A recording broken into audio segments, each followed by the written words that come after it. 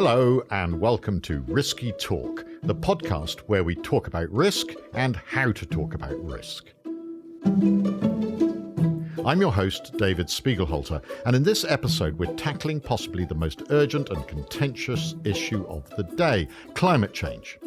4 out of 10 adults on the planet have never heard of climate change. Never heard of it. That's almost 2 billion people.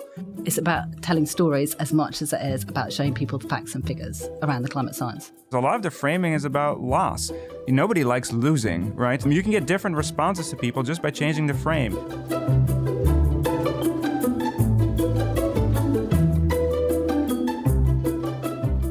What are the most effective ways to communicate about climate change? A few years ago, I had a crack at it myself when I co-presented a BBC documentary called Climate Change by Numbers.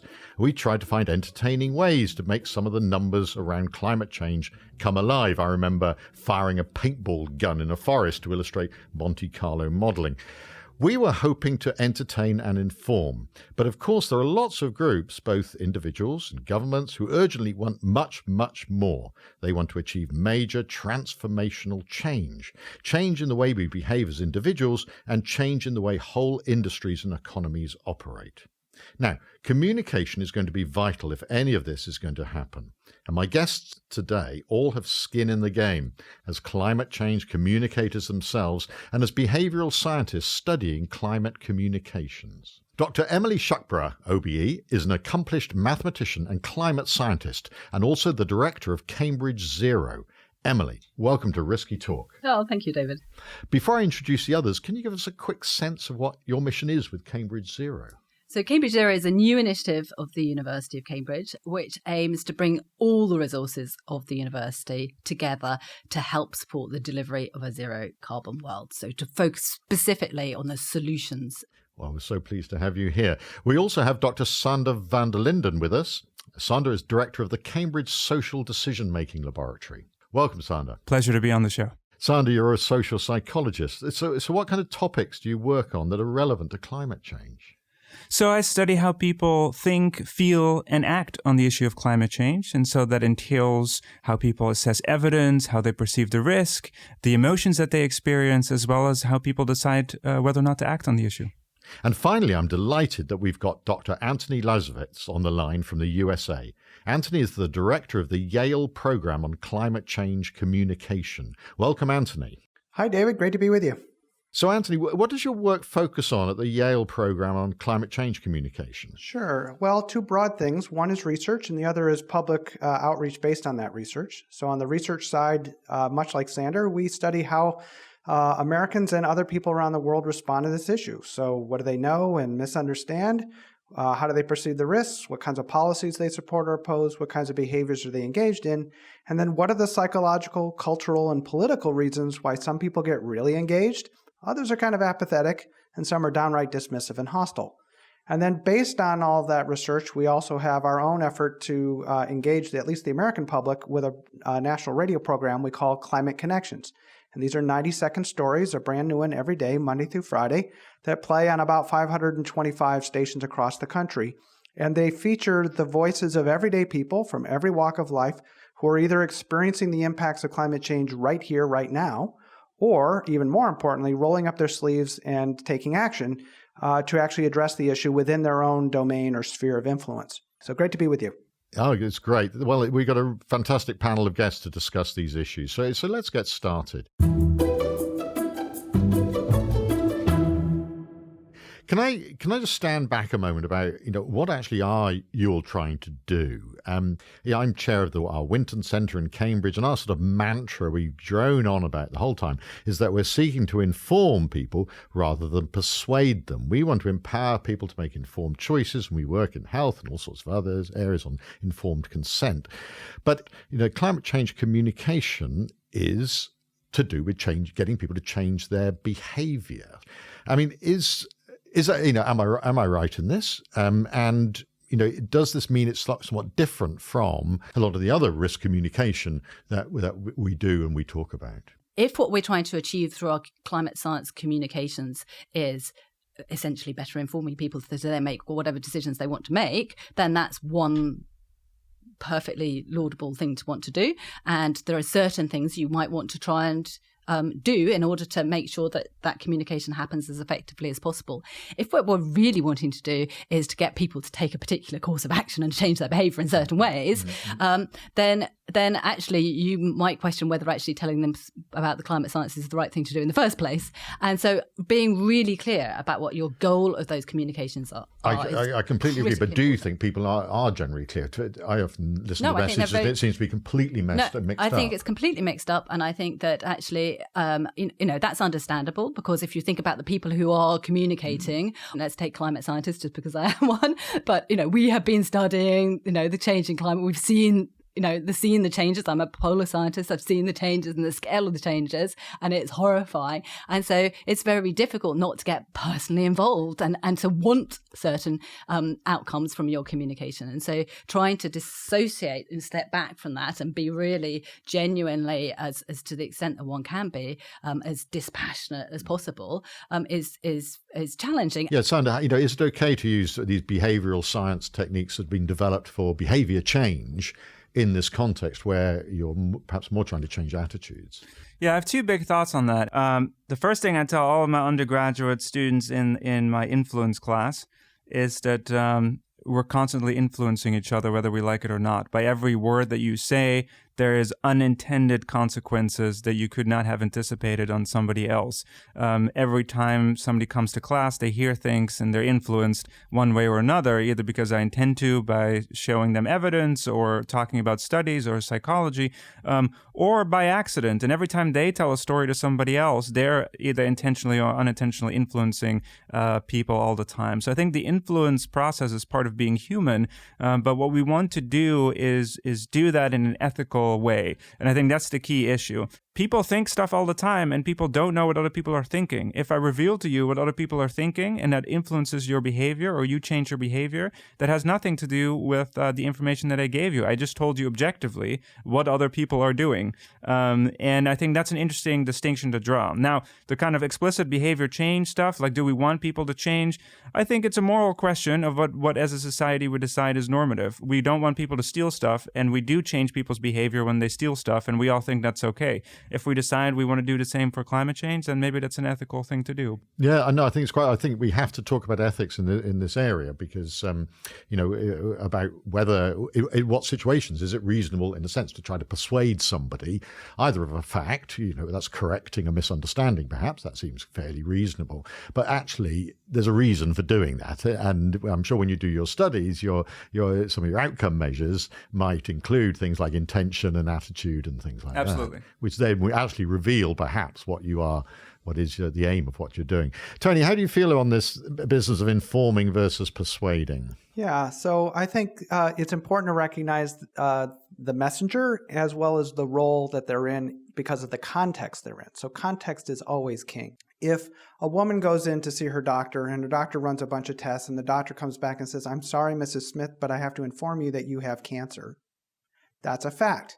But that's a fact that comes with an enormous amount of weight, right? Enormous amount of emotional reaction, fear, concern, and perhaps motivation to do something about that. And then the doctor can follow up with a subsequent set of facts. And here are 3 different choices of, a prescription. It could be chemotherapy, could be something else that we want, that you need to know are the options. And that's informing the patient of what those choices are. That seems to me a really nice example of what we think of as the prototypical scientist job in this issue, is to inform the public, inform policymakers, inform decision makers. Here is the threat. Here's the danger that we face now with this thing called climate change. And moreover, let's not stop there. Here are the range of potential solutions that can be done. That seems entirely appropriate. But the other thing to say here is that scientists are also citizens. And it is entirely okay and appropriate for a scientist to say, okay, I'm going to wear a different hat now, and I'm going to speak as a citizen who happens to be a particularly informed citizen because I happen to study this issue.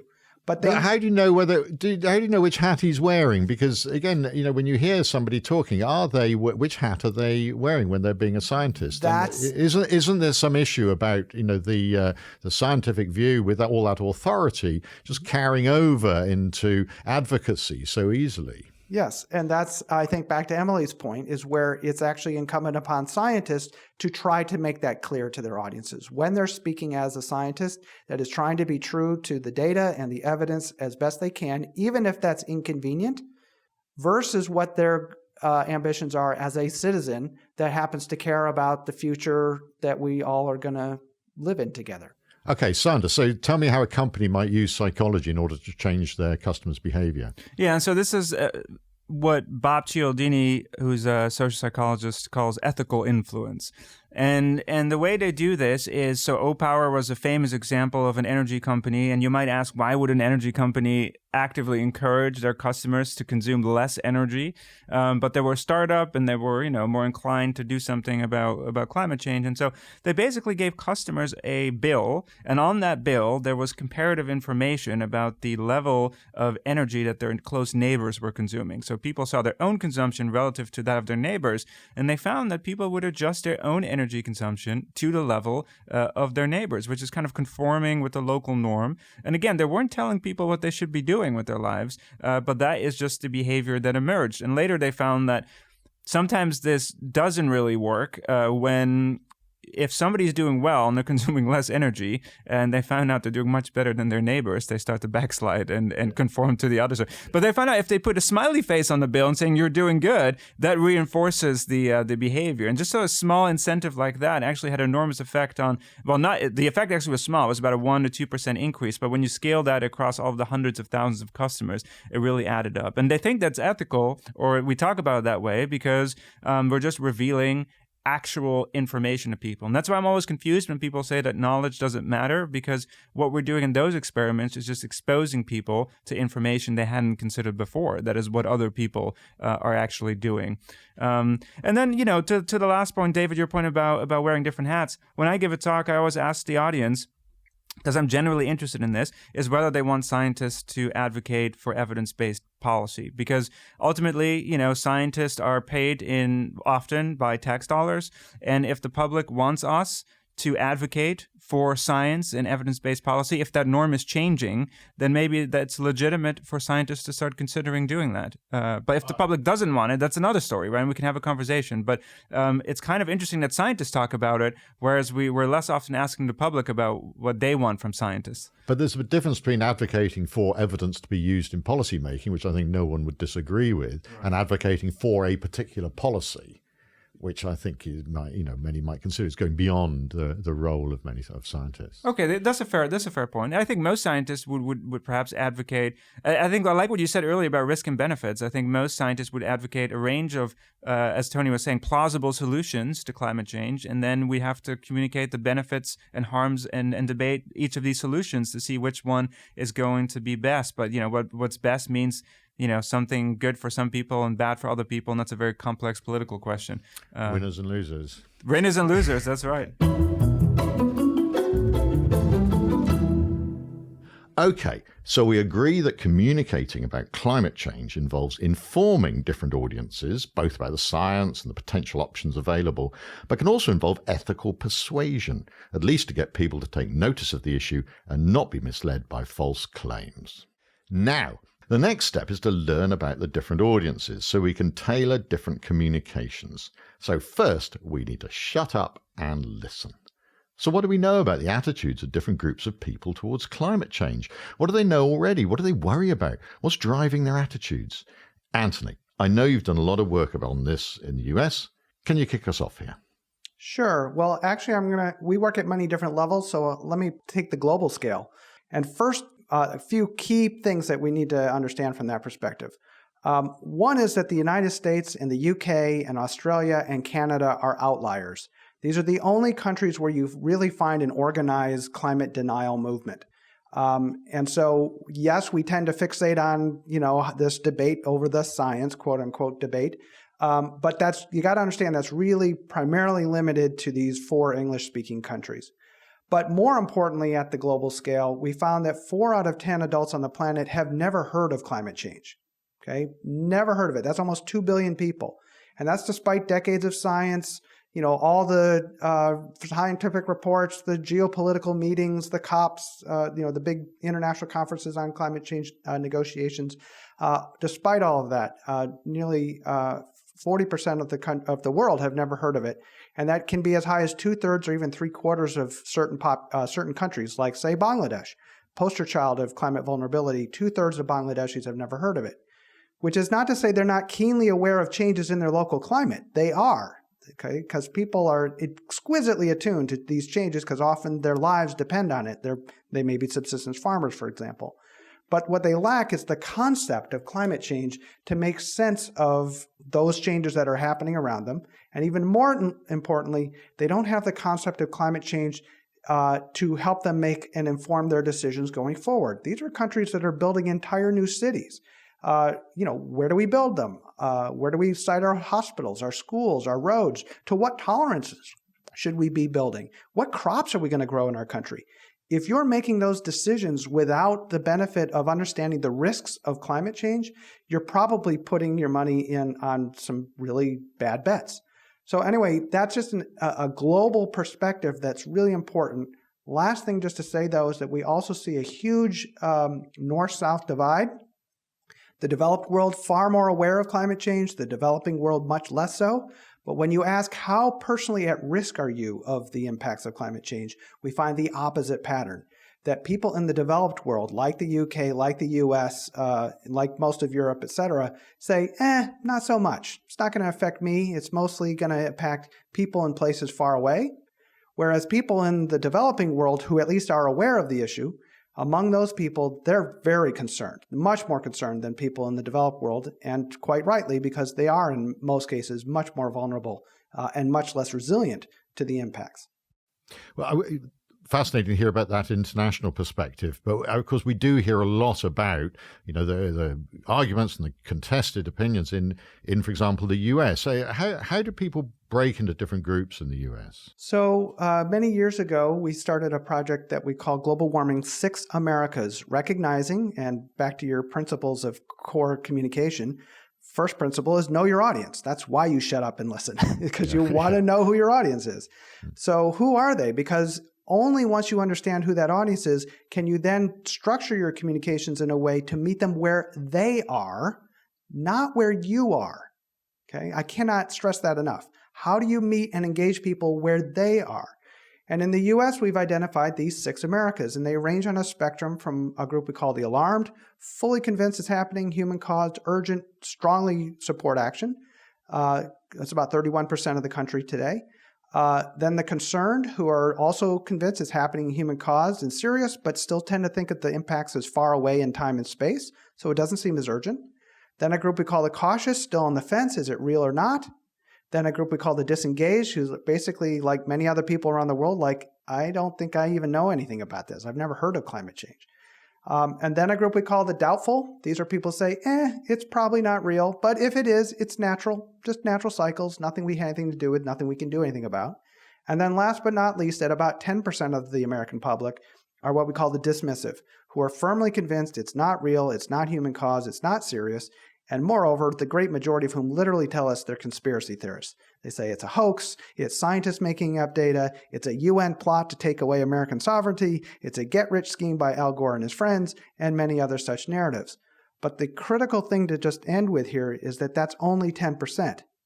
But they're a really loud 10%. They're a really vocal 10%. They're a 10% that's more than well represented in our government. And they have tended to dominate the public square to such an extent that they've actually intimidated most of the other 90% of the population into not talking about the issue. And if nobody talks about it, then it's very difficult as a society to say, yes, this is a crucial, urgent issue to address. So that basic element of communication, talking about the issues, turns out to be one of the foundational gaps in at least the United States, and I would suggest in at least many other countries around the world. Can I just briefly go to ask Emily about how that compares with the situation in the UK? I think of these different sort of tribal groups. Is that reflected in the UK as well? I think it probably is to an extent, right? So I'm a climate scientist by background, so I've spent much of the last 25 years trying to get over the message of climate science around the risks associated with climate change, and it has undoubtedly been quite frustrating at times to cut through some of the rhetoric and the vested interest and so forth, and I guess some of the things that we've been hearing here about the different groups. I mean, probably the percentages are a bit different, but there's still a similar sorts of different types of people. Okay, but Anthony, we're talking about education and climate science and things like that. How much is this a matter of knowledge and understanding in the different groups? So it depends. So here's where we're going to get into the psychology, because we also find there's a fair amount of motivated reasoning going on at the extremes. So one of the things that's... Can you explain what that means? Of course. So at least in the United States, and I dare say in the UK as well, one of the major drivers of this is politics. Okay, I know I'm breaking news here, but the politics is really, really toxic at this issue. Climate change is now more politically polarized in the United States than issues like abortion.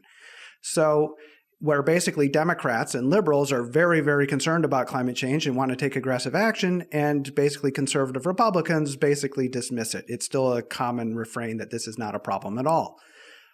So politics is a big part of it. Even deeper than that are deeper commitments to value systems, a deeper worldview, which we label as egalitarian worldview versus an individualistic or a radical individualistic worldview.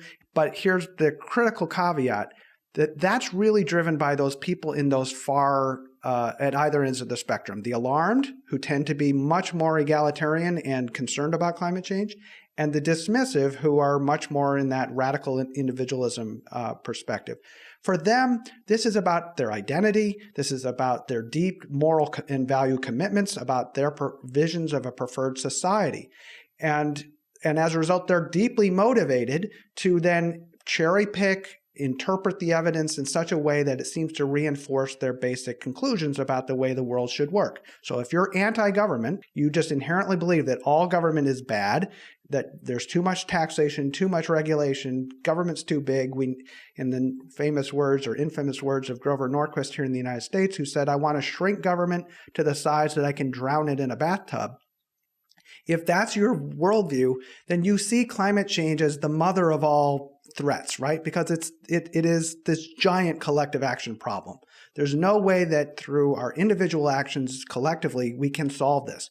We have to do this through system change, and one of the major ways that we do major structural change in our societies is government. Yes, they often will argue about the science, but you scratch below the surface and what you find is really going on, what they're often really motivated by, is this deep fear that this is going to lead to bigger government, which is, again, a violation of their deeper held values. So is there a group that, improving of knowledge and understanding through better communication, you think might actually change their opinion? So absolutely. So what knowledge are we talking about? The alarmed are highly motivated right now to take action, but they don't know what to do. Okay? As a community, we've done a far better job with that group of explaining the threat than we have the solutions. And so one of the key things that we really try to emphasize is how important it is to give people not just the solutions, but what's called in psychological terms a sense of efficacy. There's a deep literature here about how important it is to give people solutions that they know of, that they have the ability to enact those solutions, and most importantly, that if they do them, it will make a difference. So one communication need is to communicate to the alarmed and even the concerned, here are the things that you can do. But to the other groups that are mostly in the middle, they really just don't know that much about the issue. There is still a need to basically communicate 5 key facts, okay? And through our work, we think it basically comes down to 5 key facts that everyone ought to know. And moreover, we boiled those down to just 10 key words. A friend of mine converted them to a haiku, so I'll give you that one. Scientists agree, it's real, it's us, it's bad, but there's hope. Okay. That's basically what everyone needs to know. If you're managing water resources, you need to know a whole lot more about climate change, no question. But for most people, they're going to have limited shelf space devoted to this issue or any complex issue, frankly. And those are the basics. Sander, does this reflect your experience as well? Yeah, I mean, Tony and I do a lot of research together, and I would agree with that on a lot of levels.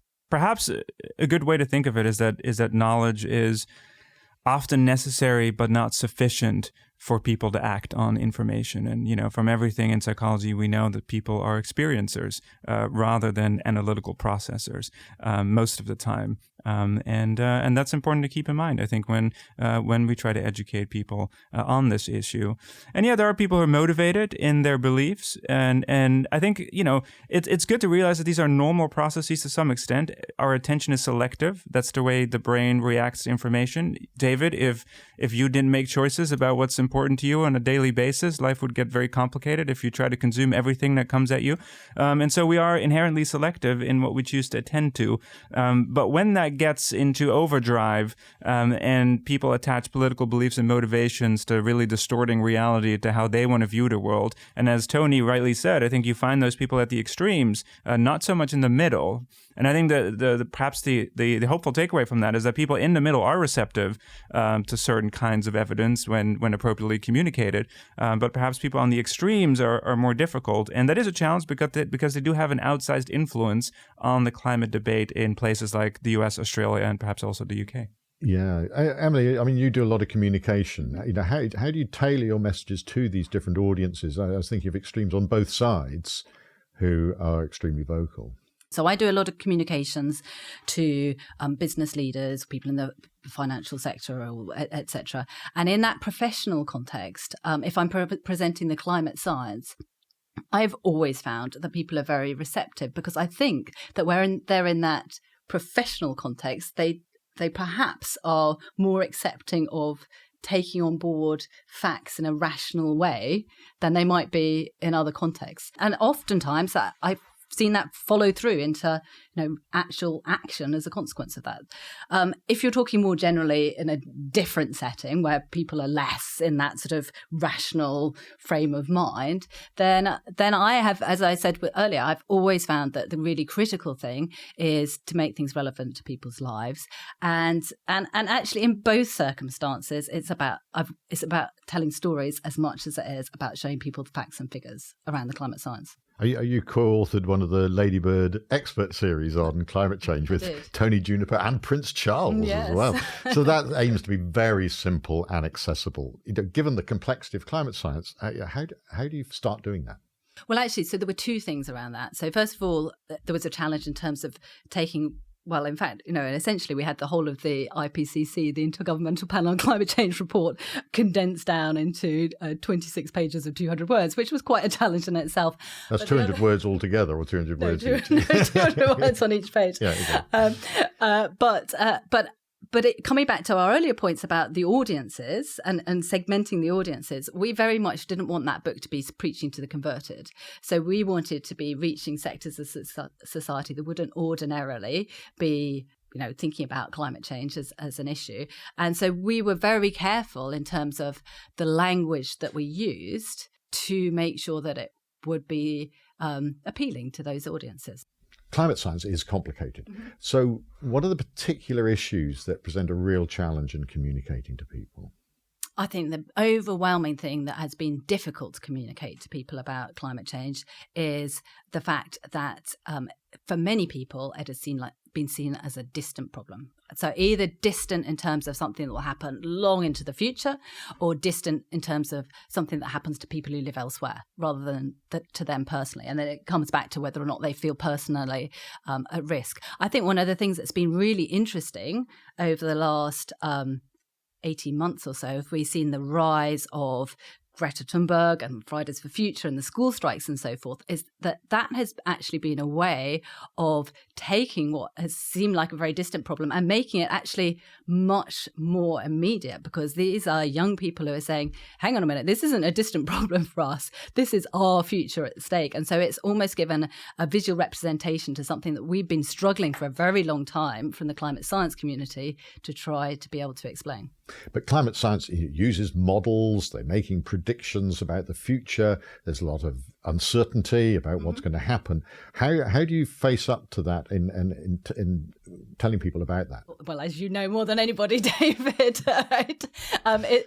All those words that you just said, uncertainty, it's inherent in what we do from a scientific analysis perspective, and yet there's something that is very difficult to communicate, and you have to be very careful to ensure that that things are not lost in translation, that what we're trying to explain from the climate science side of things isn't interpreted incorrectly by people when they hear what we're saying. So a lot of the time, if we talk about uncertainty, people hear that we don't know what we're talking about, and somehow we've got to make sure that we don't mean that at all. How do you best do that? Well, no, you're the expert on telling me this. I know you're supposed to tell me. People, if I come up and say, "Oh, well, it's only a model, it's only a theory," you run models; they always give different answers, different predictions. What's going to happen? How can you have any confidence in what's going to happen in the future?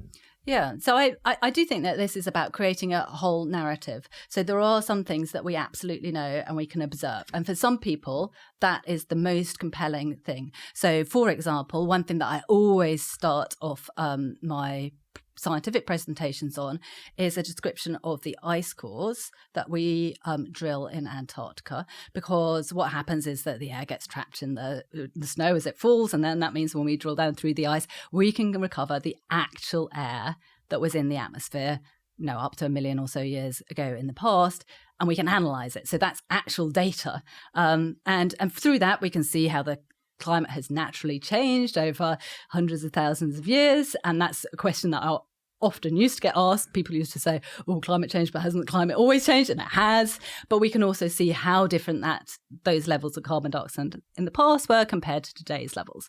And so demonstrate that today's climate change is vastly outside the natural cycle of change. So I think it's those sorts of things. And even more so, if we are able to actually, sometimes I take samples of ice core into public audiences. And if people are actually able to hold the bits of ice core themselves and listen to the bubbles of burst from the ice, then somehow they find that even more compelling because they've had that personal interaction with the evidence base. So I think some of those aspects are really important for grounding and building up a sense of trust. People are used to, trusting things based on their own intuition and experiences. So if you can give people a sense of that, then I feel that they are more likely to take on trust the things that they don't have the ability to be able to actually test for themselves. Exactly, because these are facts in the sense that you then are trying to communicate. But when you're doing the models, we have a lot of uncertainty about the future. Mm-hmm. I'm really interested in just what kind of language you might use to a fairly naive audience when describing the fact that you do run models many times and they come up with different conclusions, and that gives you some idea of what the risks are. Yeah, but I think that word is key, risks. So I think that people are used to risks in their everyday life, aren't they? In a way that I think they're less used to using the terminology of uncertainty. So I think describing things in terms of the risks is a much more understandable. It fits in more with people's sense of how the world works than if we start talking in too scientific a way about the uncertainty on future projections. So you when you're communicating, you don't express certainty about what's going to happen. We can't. No, exactly. No, but some people do. So the language is of risk. Absolutely, the languages of risk. Can I springboard off that? Sorry, yeah, Anthony, I was about to come back to you. So first of all, I want to make a broader point, and that is that the climate community, and it's mostly because it originally came out of climate scientists, I think have allowed the opponents of action to push them into a really unfair double standard. I mean, we're talking about making big social, economic, and political decisions. Why is climate science policy being held to a completely different and much more higher standard of evidence than all of our other massive social decision making? We're more certain about the reality and the causes and the impacts of climate change than we are about cigarette smoking harming human health. And as societies, we make huge decisions. Like, let me just take our good friends sitting there in the UK. You are in the middle of taking a massive experiment in Brexit. Do you have that all completely modeled out? Are you completely certain of exactly what's going to happen? Okay, That's and fine. yet you're... I think we should keep off that. And there are many, many, many decisions, economic decisions, political decisions. I mean, do we go into war in Iraq? Okay, nobody had that certainty, and yet for some reason, our community has allowed the other side to demand that we need to have 100% certainty about the future projected by climate change or climate change science in order to make a decision. That's ridiculous. We don't assume that level of certainty in any major decision that we make in our personal lives, let alone our national lives. So one is, I think we've totally screwed that up. The second is that language of risk does open the conversation with specific audiences. So Emily mentioned this with business audiences. Yeah. I found this with, say, leaders in the financial industry. Okay, these are people who live and die based on risk. And when you explain that climate change is uncertain and that, in fact, when we look at these projections, there are what we call fat tails. Yes, there are best projections, and right now we think that, central tendency, best projection is that if we continue on current paths, the world will warm by, say, 3 to 3.5 degrees centigrade by the end of the century. That's just the best estimate. The fact is that there's this long tail where there's probably a 5 to 10% chance that it could be runaway climate change with temperatures going much, much higher than that, which would be completely catastrophic. Not that 3 degrees is any picnic. So, and when you explain that concept to people in the financial industry, they immediately get it because they say, look, if there was something out there that had a 5% or 10% chance of killing my company or killing my investment, I would do everything possible to hedge against that, okay? And just to put this in very concrete terms, if 1 out of every 20 airplanes exploded in midair, would any of us fly? And yet that's essentially the risk that we're taking with the one planet, the one spacecraft, if you will, that we all have. Okay, let's just take stock for a moment. We've heard that business audiences, they understand the language of risk and probability. And the groups in the middle, the cautious, the disengaged, who tend not to know that much about climate change, they're responsive to learning about evidence and to being informed. And we've also heard about the alarmed, this group most worried about climate change, and they want clear guidance about what to do, what actions to take. They need to feel that there's things they can do that will really make a difference. But what about the dismissive? That group, maybe 10% who are skeptics. We've heard about the politics and values associated with that view, but how do you tailor messages towards them? Sander? Yeah, so we've been doing quite a bit of research on what facts are so-called non-polarizing facts. So what facts do people accept in a way that doesn't drive people further apart on the issue? And we found through lots of studies, actually, is that when we stress that over 97% of climate scientists, based on the evidence, have concluded that human-caused climate change is happening, most people are willing to accept that fact. Because one, you're not asking them to overhaul their worldview entirely. You're just asking them to accept the fact that scientists think that global warming is happening.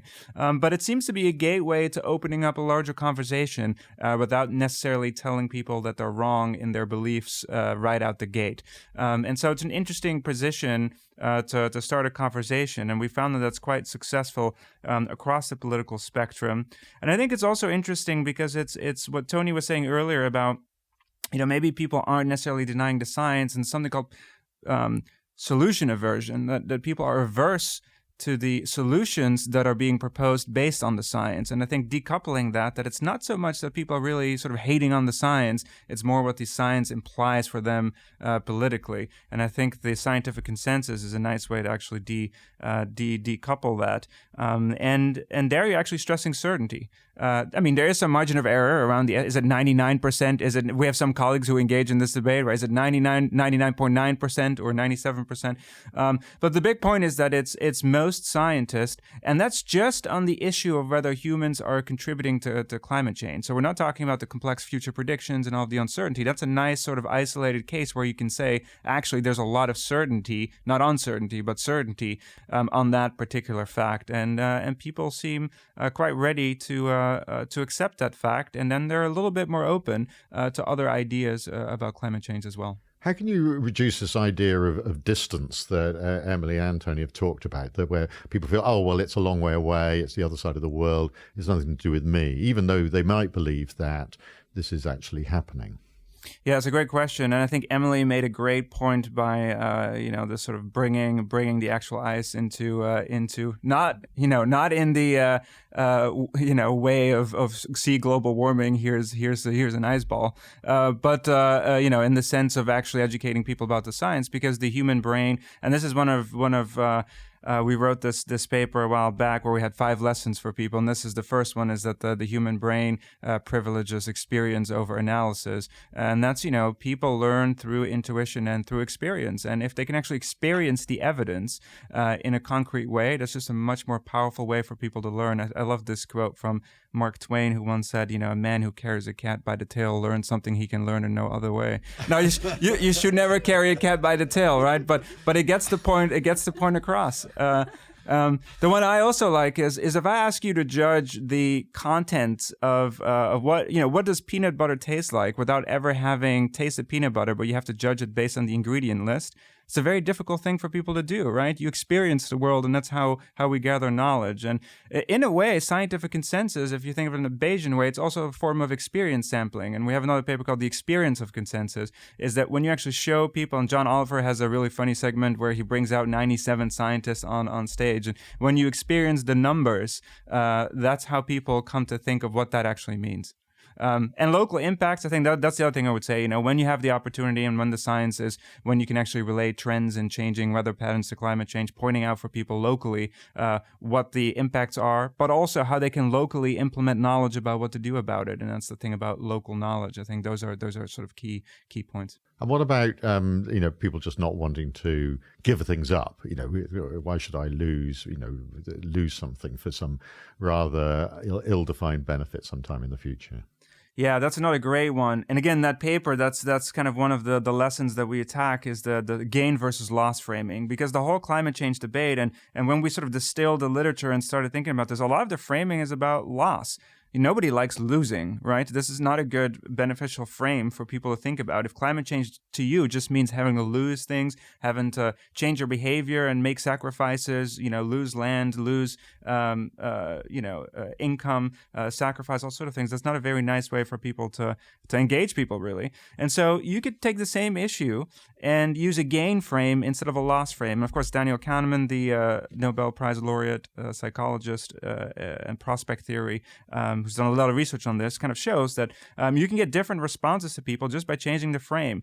So if instead you say to people, this is not, if we act on climate change and if we invest in it, then, this is the loss in national income per head per capita. That's a loss frame. That doesn't sound good as a policy proposal. But if you reframe that as a foregone gain, saying this is what you would have gained because it goes up every year, but now you're gaining a little bit less, you're still gaining. And that's a good thing, right? And so just that simple tweak in framing can mean a lot to how people perceive an issue.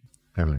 No, so building off that, one thing that as I said at the start, I've taken over director of Cambridge Zero, which is all focused around solutions. And one thing that has been really interesting to me is how that changing in framing from being a climate scientist talking about the doom and gloom of the future of the world to a more hopeful frame focused on the solutions completely changes the picture. We have, the amount of energy and excitement and enthusiasm that we're starting to generate of people wanting to be involved. And I think it's particularly when it's involved down at a local level again. So that was things that they can actually do and get involved in. It really starts to snowball, and it completely changes the whole dialogue. We've seen in Cambridge how that can also be about getting people excited in the innovation process itself. So one example there, we have in the engineering department, they're working on developing electric planes and next generation aviation. And they're all excited because one of the challenges in the aviation sector is it normally takes decades to develop any new aircraft engine or aircraft design. And We don't have decades. So what they've been doing is they've been taking innovation techniques from Formula One and bringing those into the lab. And by doing that, they claim to have reduced the research, innovation and development timescale by a factor of 100. Now, you can imagine how exciting that is for an engineer. And so they are all super excited about getting involved in that. So it's not just the product itself, it's also the innovation process that becomes very exciting. On the food example, the university's catering service looked to see how they could reduce their carbon footprint. And one of the biggest ways you can reduce the carbon footprint is by removing ruminant meats. And so that's what they did. But it wasn't just that they removed ruminant meats. They also looked at the way in which the food was being presented as options in terms of that. And as a consequence, reduced the footprint of the catering service by some 30%.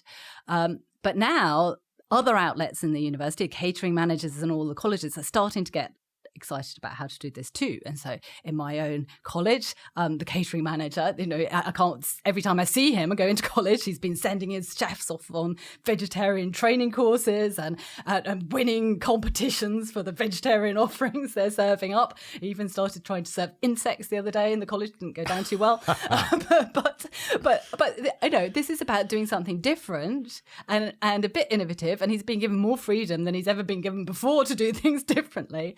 And he's finding it very exciting, and we're coming down to your smiley faces. He's getting awards for doing it, and suddenly he's the most popular kid on the block kind of thing. And that's where I think actually none of this. But what's interesting on all of this is that none of the whole climate science motivation almost gets lost in the story. And everyone gets wrapped up in actually this is an exciting, innovative, creative, new way of doing things. And you feel that can work across a wide range of different audiences? I feel like it does. And I think critical things are the positive framing, that is hope, the sense of, somebody mentioned earlier, the sense of efficacy, because, you're involved in the solutions. You yourself can contribute in a meaningful way to it. That seems to be important as well. And then building up a sense of collective momentum as well, that this is a positive future. I would love to springboard off of that. So I want to go back just a moment to what Sandra was saying very rightly about the power of experience, and that the brain does privilege experience over analysis. But it's also, you don't have to rely on one's own direct experience, okay? I mean, if it did, we never would have survived because we'd all have eaten the poison berries, right? The point of this is that it's also about vicarious experience, that we can learn from each other. And the most powerful way that human beings have ever created to communicate from my experience to your understanding is a story.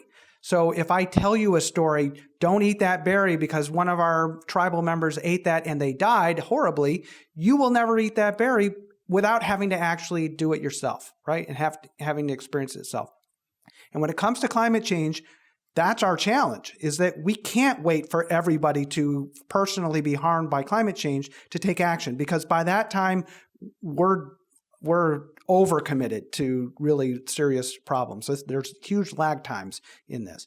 So vicarious experience becomes important, and that's going to bring me back to this radio program I mentioned before called Climate Connections, because what we're doing with that is hearing the voices of everyday people telling the stories about how they are personally already being harmed right here, right now, so it's not distant, but also the stories of the people who are taking action and making a difference. And so let me just I'll just use this story as an example because it does actually help address some of the larger challenges that we talked about. And that's in the American state of Georgia. There's a utility called Georgia Power that is pretty much got a monopoly over most of the electricity market in the state. Monopolies are a great business model. I highly recommend it if you can get one. And they had set the rules so that homeowners who put solar panels on their roof could not sell their electricity into the grid. Why would you want the competition? So in that state, the Sierra Club, environmental group, partnered with the Atlanta Tea Party. So let me say that again. The Sierra Club partnered with the Tea Party, this far right libertarian kind of a group, to fight those regulations, and they beat them twice. And now homeowners can sell their solar panel generated electricity into the grid. So why would these two groups partner like this? The Sierra Club, easy to understand, bunch of greenies, tree huggers, they care about climate change. Okay. Why would the Tea Party do this when they don't even believe that climate change is real? Because this particular solution, putting solar panels on your roof, aligned with their underlying values of individual liberty, individual freedom, self-reliance. Who is some company or some government to tell me what I can and cannot do with my own home? Why should I not be able to participate in the free market if I'm producing surplus electricity? Okay? And that is an example of the art of politics. How can you find those policies that can attract the support of completely different groups who will support it for completely different reasons? But the point is that you got the policy passed. And in fact, those groups went on to find other things to work on together. They don't agree about lots of stuff, but they have since become affectionately known as the Green Tea Party.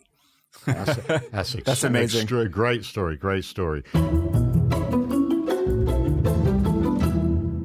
Well, we've covered a lot today.